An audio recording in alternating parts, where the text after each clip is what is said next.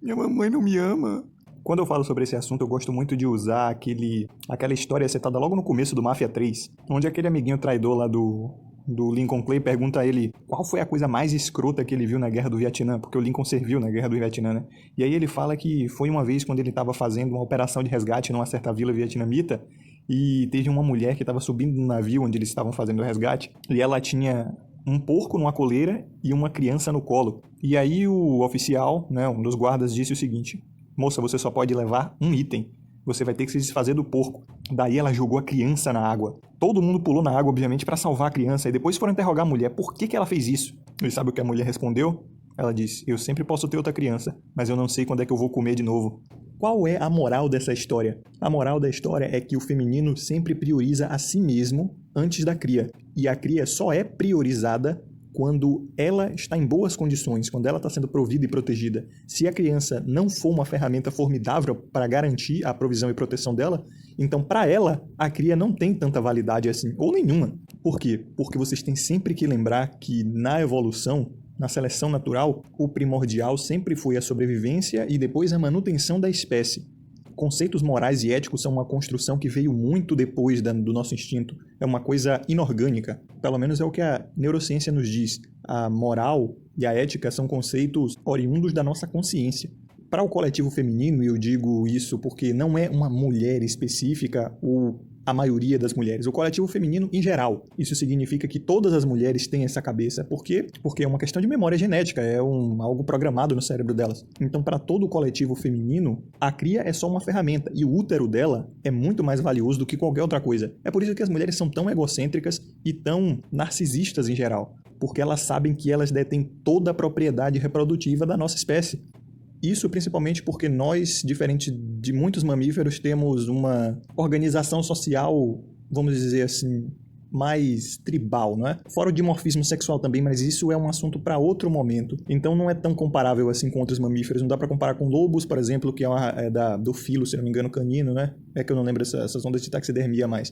Mas eles têm um dimorfismo sexual muito pequeno. A gente tem um dimorfismo sexual grande. Para quem sabe isso aí já entendeu, mas em algum outro momento eu vou explicar o que é dimorfismo sexual. Mas o básico que vocês têm que saber agora é que a biologia, o instinto, ele tem muito mais influência na sociedade e no comportamento humano do que o contrário. A sociedade ela tem muito menos impacto na biologia, mas os dois são proporcionalmente influenciados. Só que a biologia influencia muito mais a sociedade e a sociedade aos poucos vai influenciando a biologia, mas bem devagar e muito menos. E o cerne da questão é justamente esse. Amor incondicional de mãe não existe. Amor incondicional não existe em momento nenhum.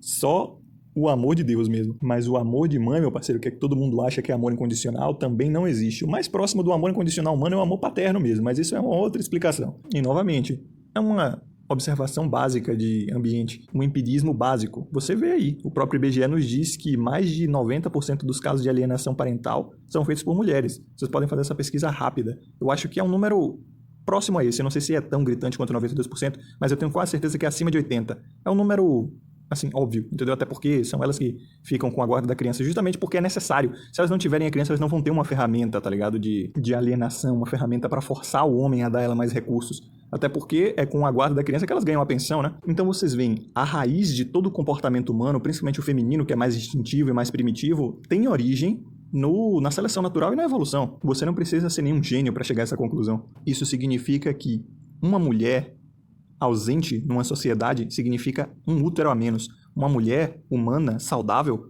poxa, consegue ter uma dúzia de filhos facilmente, tá ligado? Principalmente vocês veem aí, as vozes de vocês, bisavós de vocês tiveram muitos filhos, né? Hoje em dia não tem mais por uma questão social, uma questão de pergamia, uma questão econômica, entendeu? Enfim, várias questões. Mas a mulher, quando ela é empoderada, ela tem cada vez menos filho, entendeu? Isso já é prova cabal de que não tem esse negócio de amor incondicional. Se a mulher gostasse de ser mãe, quando ela é empoderada e ganha mais recursos, ela deveria ter ainda mais filho, né? Não é nem o que acontece, é justamente o contrário. Quanto mais liberdade elas têm, mais elas largam o homem, largam a maternidade e abraçam o profano. Quando o homem é mais empoderado, no pseudo-patriarcalismo, né? No pseudo-patriarcado, melhor dizendo, né? Que é quando os tradicons aí dizem que era a época de ouro. Porque antigamente não era assim e tal, porque no patriarcado não era assim. Aquilo não era patriarcado nem de perto nem de longe, mas é o pseudo-patriarcado, onde o homem era um pouco mais empoderado e a mulher um pouco menos. Nessa época, a moral e a ética era muito mais elevada, e todo mundo sabe, né? Porque todo mundo diz, né? Os boomers dizem, e todo mundo sabe mesmo, é uma questão de estudo histórico, que há poucas décadas atrás mesmo, a moral e a ética prevalecia mais, né? A violência era menor, as mulheres tinham mais filhos, a promiscuidade sexual era menor, dava-se mais valor à família nuclear, a valores masculinos, respeito entre os gêneros, né? Ou entre os sexos. Eu não faço diferenciação entre gênero e sexo, pelo menos não quando se fala de ser humano, porque eu não tô nem aí pra esse argumento progressista aí de que gênero, sexo e sexualidade, blá blá blá, tô nem aí. Então a gente tá fazendo novamente um teste de empoderar as mulheres, né? A gente já fez esse teste aí várias vezes durante os milênios que a história humana vem decorrendo aí, desde pelo menos o Egito Antigo, sabe? Pelo menos que se tem registro histórico, né?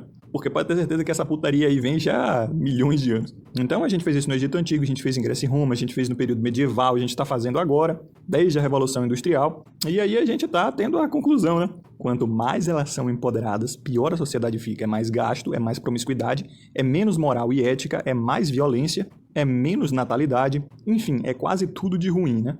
E isso chega ao cerne de uma questão de um próximo vídeo meu, que é o que Schopenhauer falou no livro O Anticristo dele, que ele disse: os homens deveriam saber que as mulheres são o fruto de todo o mal do mundo. E desde que eu li esse livro e li essa passagem, né, esse trecho, eu fiquei pensando, qual será o argumento que Schopenhauer tem por trás disso? E em outras obras dele isso não fica tão claro, mas eu gostaria de discorrer um pouco sobre e eu vou fazer isso em vídeos futuros.